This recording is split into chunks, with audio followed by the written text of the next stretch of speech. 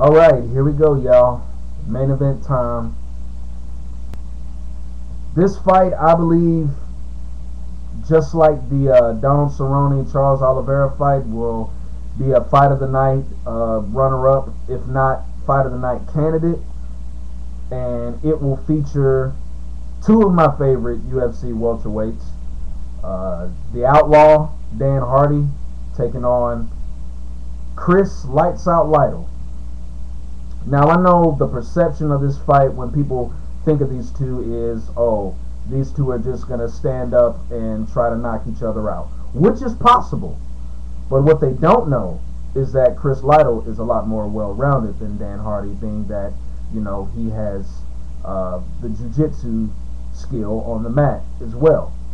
And I think what Dan Hardy is going to have to do, and I think the only thing that he can do, and, you know, this is a shame because I do believe, you know, with the the athleticism that Dan Hardy has, you know, I believe he can be a lot more well-rounded than he is. But, you know, I guess these UK guys, you know, most of them just have this this thought of thinking that, you know, just having a certain talent is going to get them over the hump in MMA. And, you know, a lot of them have been devastatingly wrong.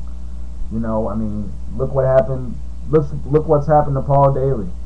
You know, I mean, and you know, Andre Winter, and, you know, just all these guys from the UK that just thought that their talent was gonna outdo actually being prepared and actually being versatile in MMA. And, you know, they got a rude awakening. You know, hence Dan Hardy's previous loss to Carlos Condit, you know. But, I mean, with that being said, you know, Dan Hardy's going to want to go for the knockout. I mean, that's obvious. That's probably his only game plan, and that's probably what he's been planning to do. Now, as far as Chris Lytle goes, Chris Lytle does have power in his punches, but his only problem is that the technique is not there.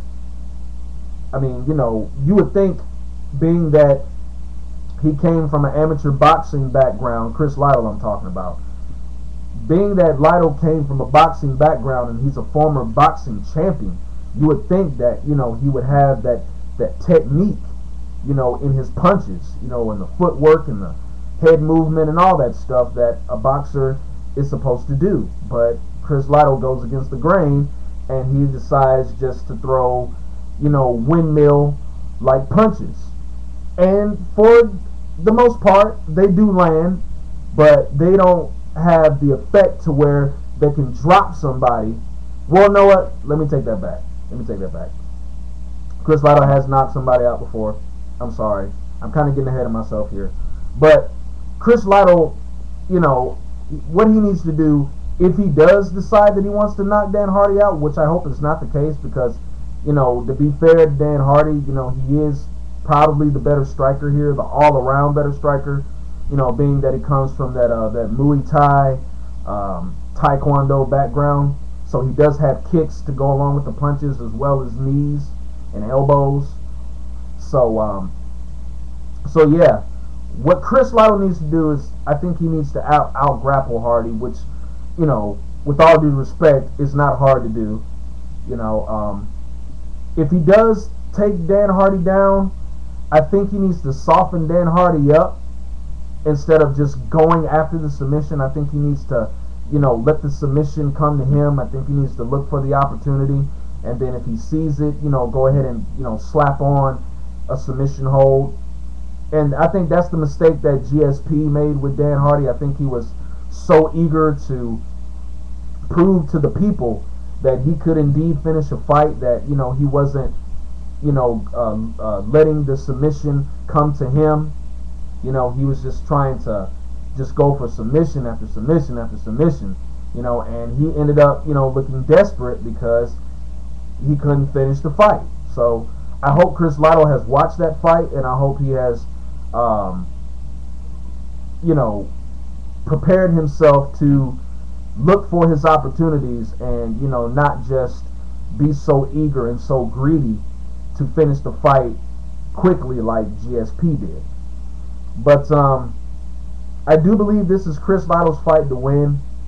I would not suggest that he strike with Dan Hardy for too long, because Dan Hardy does have knockout power, and if he can land accurately, you know, on the button of Chris Lytle, I believe he can knock Chris Lytle out. So Dan Hardy does have a chance to win this fight.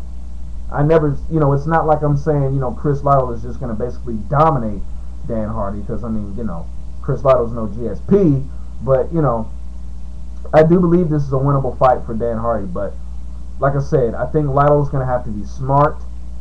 He's going to have to be opportunistic, and I think he's going to have to ground Dan Hardy to take away the striking possibilities, and you know, he's just going to have to, you know, get inside control and land those punches and elbows, and, you know, get in mount, and you know, try to do some damage there. And, you know, if Hardy, you know, tries to wildly escape, like buck out or hip escape, then maybe Lytle can grab an arm and possibly lock on a Kimura, arm triangle, or even Hardy might even, being that his jiu-jitsu skills aren't that great, you know, maybe Dan Hardy might end up giving his back up and leaving an opening for Lytle to lock on a rear naked choke. I mean, who knows?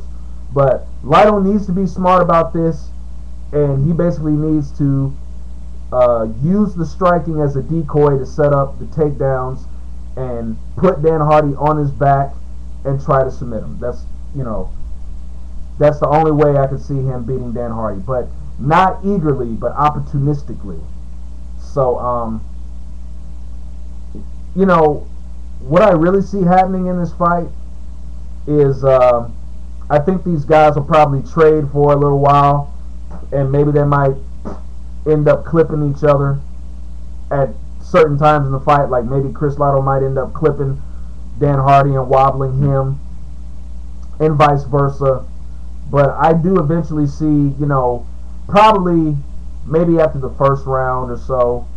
That's if either guy doesn't get knocked out by then.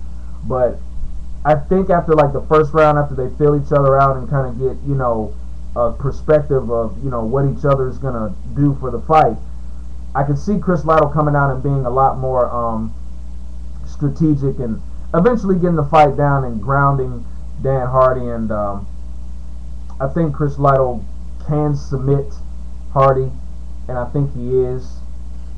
So I'm going to go with Chris Lights Out Lytle to possibly get another submission of the night bonus up under his arsenal and submit Dan Hardy. And there it is. Basically, the other fight, Jared Hammond versus C.B. Dalloway, I'm going to go with C.B. Dalloway by submission. You know, I think he's just going to be too big, too powerful. His wrestling ability is a lot better than Jared Hammond's, even though I've never seen Jared Hammond fight. But I'm just basically going with what I know on that fight, and I'm picking C.B. Dalloway by submission. So there you have it, my peoples. That is my UFC on versus 5 main event prediction.